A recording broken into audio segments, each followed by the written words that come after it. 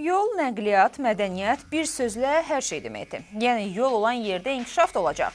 Yolsuz qalan yerlər isə necə deyərlər, həm gözdən, həm də könüldən uzaq olacaq. Elə növbəti sujetdə də Göyçayın yolu olmadığı üçün gözdən və könüldən uzaq qalan kəndlərdən danışacağıq.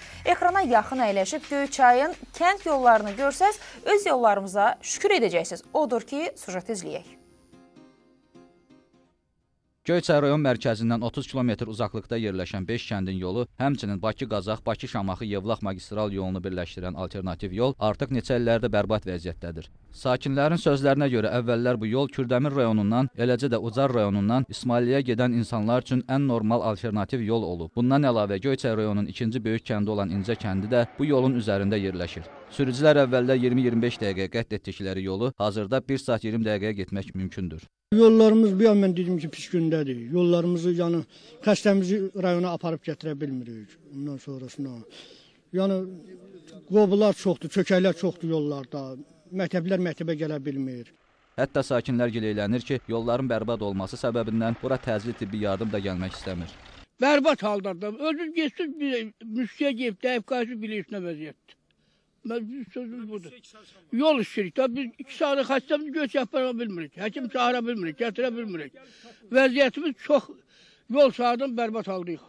Sürücülər isə bu yolda maşınlarının tez dağılmasında və hər ay yolların belə olmasına görə ustaya getməli olublar. Bu da onların həm əsəblərinə, həm də ciblərinə ziyandır. Gördüyünüz kimi qardaşlar, bu yollar da pis gündədir. Valla deməm, qoş kətdə qohumlarım yaşayır. Ora həmişə yəni 5 dəqiqə buradan Alpoda da 3 dəqiqə, 4 dəqiqə gedib gəlirdik da.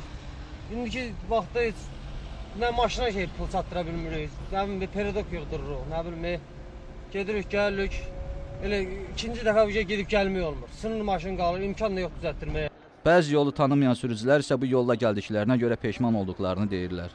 Ucardan gəldim, Qərəməryama gedirəm. Neçə saatdır bu yollar? Hardasa 20 dəqiqədir yollar deyəm, yollar çox narahatdır, hədsiz dərəcədə. Yəni yağmalar var, dərin yağmalar var. Yəni maşınları pis günə qoyur, texnikalar. Bütün bu məsələləri aydınlıq gətirmək üçün İncə kənd bələdiyyəsinə yollandıq. Bələdiyyə binasının qapısı bağlı olduğundan sədrlə görüşə bilmədik. Göyçay rayon İcra Hakimiyyətinin İctimai-Siyasi Təşkilatlarla İş Şöbəsinin müdiri Eldəniz Məmmədov isə telefon vasitəsilə bildirdi ki, sözü gedən yolun vəziyyəti haqda artıq rayon İcra Hakimiyyəti tərəfindən müvafiq qurumlara müraciət olunub. 2012-ci ilin sonuna kimi bu yolda əsaslı təmir bərpa işləri aparılacaq. Samir Cəbiyev, Şahin Qurbanzadə, LTV Göyçay.